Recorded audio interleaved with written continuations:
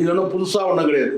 அவர் தாவேகா தலைவர் விஜய் கேட்டால் அப்படியே புதுசாக ஒன்று கண்டுபிடிச்ச மாதிரி நாம் என்ன அவர்களே இவர்களே நாம் எல்லாரும் இங்கே ஒன்று தான் சொன்னார்.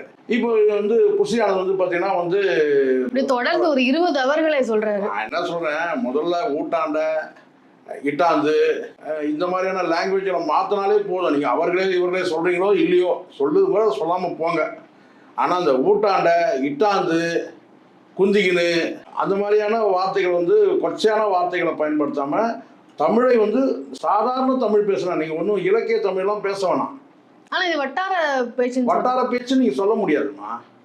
வட்டார பேச்சுனா ஒரு டிஸ்ட்ரிக்டும் ஒரு பேச்சு இருக்குது, அது வேற.